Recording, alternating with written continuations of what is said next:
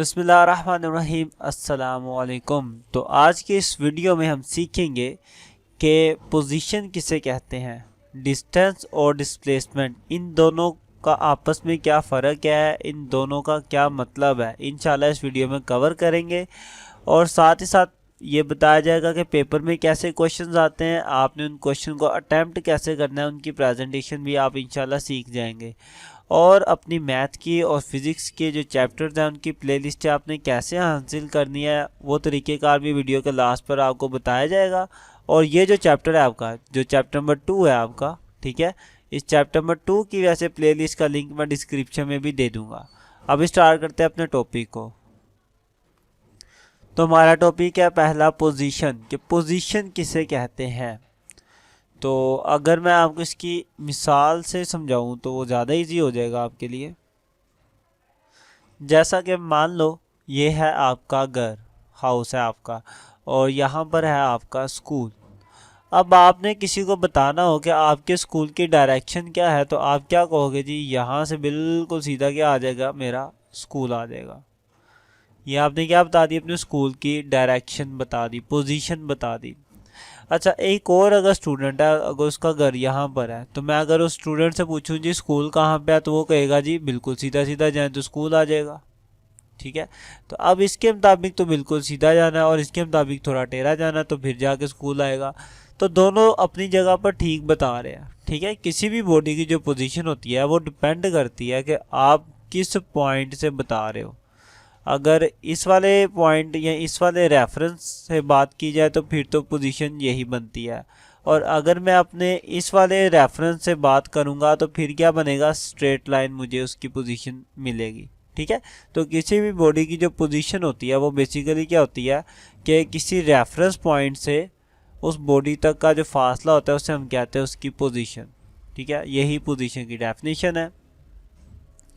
The location of a place or a point with respect to some reference point called origin, के किसी भी body की, किसी भी जगह की जो लोकेशन है, ठीक है, वो किसी पॉइंट के रिस्पेक्ट से, जैसे कि स्कूल की लोकेशन है, ये किसके रेफरेंस से थी, इस रेफरेंस से थी।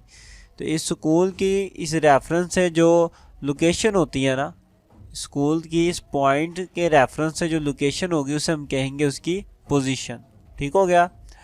और ये जो पॉइंट होता है, जिस पॉइंट से हम किसी भी बॉडी की बता रहे होते हैं लोकेशन, उसको हम कहते हैं, क्या कहते हैं, ओरिजिन कहते हैं। क्लियर, कोई मुश्किल नहीं थी, इतनी आसान सी बात है कि किसी एक रेफरेंस पॉइंट से जो बॉडी का जो होता है ना लोकेशन होती है, उसे ही हम उसकी कहते हैं पोजीशन कहते हैं। ये एक आसान सा टॉपिक था आपका, तो यहाँ तक तो पोजीशन हो गया। अब इससे आगे दो बातें हैं वो आपको बड़े अच्छे से आनी चाहिए कि डिस्टेंस किसे कहते हैं और डिस्प्लेसमेंट किसे कहते हैं। ये टॉपिक इम्पोर्टेंट है आपका काफ़ी ज़्यादा। फर्ज करें जी हमारे पास कोई दो पॉइंट्स हैं, एक मेरे पास ये पॉइंट है मेरा और एक मेरा ये पॉइंट है। ठीक है, तो मुझे क्या करना है, इस पॉइंट तक पहुँचना है। तो मैं यूँ करता हूँ जी, मैं यूँ घूम फिर के फिर इस पॉइंट पे पहुँचता हूँ। अब ये जो दो पॉइंट्स के दरमियान जितना मुझे फासला तय करना पड़ेगा ना, इन दोनों पॉइंट्स के दरमियान जितना भी फासला तय करना पड़ेगा उसको ही मैं कहूँगा क्या है, ये मेरा डिस्टेंस है। ठीक है, यही उसकी डेफिनेशन है डिस्टेंस की। Length of a path between two points is called the distance, के दो पॉइंट्स के दरमियान जो रास्ते की लंबाई होती है, जितना भी मुझे फासला तय करना पड़ेगा उसी लंबाई को हम क्या कहते हैं, डिस्टेंस कहते हैं। ओके, अब डिस्प्लेसमेंट की बात करते हैं, ये इंपॉर्टेंट है। फर्ज करें मैं अब इस पॉइंट से यूं घूम फिर के नहीं बल्कि सीधा सीधा रास्ता जाता हूँ, सीधा सीधा रास्ता कुछ इस तरीके से। अब ये मैं सीधा सीधा मूव गया ना, तो ये मेरे पास क्या आ गया, छोटे से छोटा रास्ता आ गया, और इसकी डायरेक्शन भी मुझे पता क्या है, बिल्कुल स्ट्रेट जाऊंगा तो ये छोटा सा रास्ता मिल जाएगा। ठीक है, ये जो छोटा रास्ता है ना, इसको हम कहते हैं क्या, हमारा ये डिस्प्लेसमेंट है। ओके, तो लिखा हुआ है displacement is the shortest distance between two points, के दो पॉइंट्स के दरमियान जो छोटे से छोटा फासला होता है ना, उसको ही हम कहते हैं अपना डिस्प्लेसमेंट कहते हैं। तो ये दो बातें अपने जहन में रखनी है आपने। मज़ीद भी है कि जो डिस्टेंस है हमारा ये क्या है, ये एक स्केलर क्वांटिटी है, ठीक है, it is a scalar quantity. ये बात आपने अपने जहन में रखनी है, ये क्या है आपके पास एक स्केलर क्वांटिटी है। अब स्केलर किसे कहते हैं, वेक्टर किसे कहते हैं, ये लास्ट टाइम हमने टॉपिक में किया था। अगर आपको नहीं पता स्केलर और वेक्टर का तो आप यूट्यूब के सर्च बार पर जाके लिखें scalar vectors bye sir Saddam, तो आपको वो वीडियो मेरी मिल जाएगी, आप वहाँ से देख सकते हो। अच्छा, तो ये क्या है हमारे पास, ये एक स्केलर क्वांटिटी है। स्केलर क्वांटिटी वो होती है जिसमें हमें सिर्फ क्या बतानी पड़ती है, मैग्नीट्यूड, डायरेक्शन नहीं बताना पड़ती। अगर मैं कहता हूँ कि यहाँ से लेकर इस पॉइंट तक जो फासला है वो कितना है, 2 किलोमीटर का है, तो बस बात ख़त्म। मैंने क्या बताया, डिस्टेंस बताया। मैंने ये तो नहीं बताया कि आपने इस साइड में जाना है या इस साइड में जाना है फिर 2 किलोमीटर का होगा, नहीं, बस मैंने क्या बता दिया, फासला बता दिया। इसलिए ये मेरी क्या है, एक स्केलर क्वांटिटी है। अब बात करते हैं डिस्प्लेसमेंट की। तो डिस्प्लेसमेंट क्या है, it is a vector quantity, ठीक है, कि ये मेरे पास क्या है, मेरी एक वेक्टर क्वांटिटी है।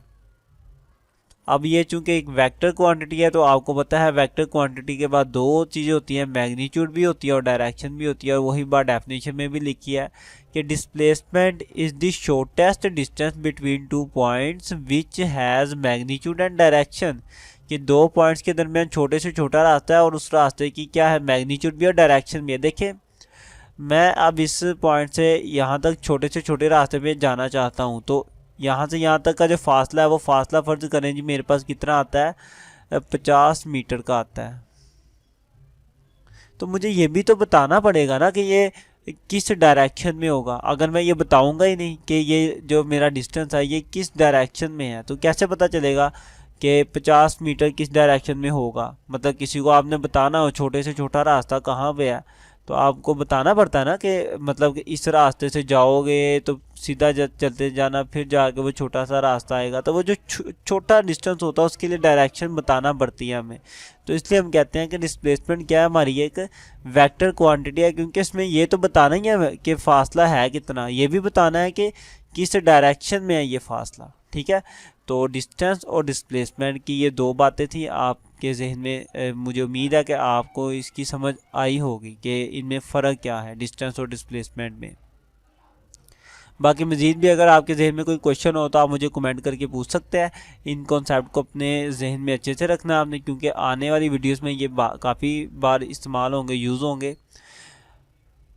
अब पेपर में कैसे आता है, पेपर में इसी तरह ही आता है जैसे मैंने सामने लिखा है कि डिस्टेंस और डिस्प्लेसमेंट में फ़र्क लिखें। तो जो डिस्टेंस होता है उसकी डेफिनेशन लिख दी, यूँ आप लिख दो कि स्केलर है, और इसी तरह डिस्प्लेसमेंट है उसकी डेफिनेशन, और फिर ये एक वेक्टर क्वांटिटी है। एक और आप फ़र्क करोगे कि डिस्टेंस जो होता है, डिस्टेंस को कैसे लिखा जाता है, डिस्टेंस को एस के साथ लिखा जाता है, ओके।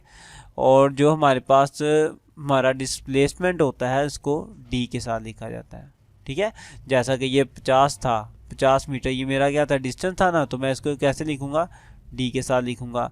और इस साइड पे मैंने क्या कहा था कि यहाँ से यूँ कितना फासला है, 2 किलोमीटर है, तो मैं क्या लिखूँगा, फासला मेरा कितना है, 2 किलोमीटर। इस तरीके से कि जो डिस्टेंस है उसको एस के साथ लिखा जाता है और डिस्प्लेसमेंट को डी के साथ लिखा जाता है, ये बात याद रखना।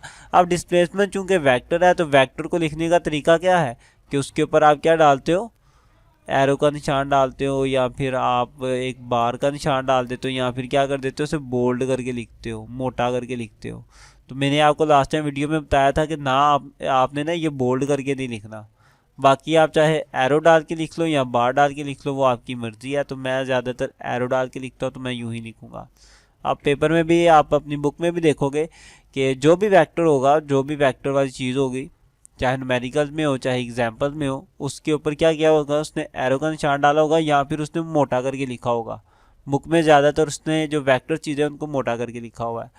तो आपने इस बात को जहन में रखना है कि डिस्टेंस एक स्केलर क्वांटिटी है, उसको एस के साथ लिखा जाता है, उसकी डेफिनेशन को। सिमिलरली यही बातें आपने डिस्प्लेसमेंट की भी याद रखनी है, पेपर में ये पूछी जाती है।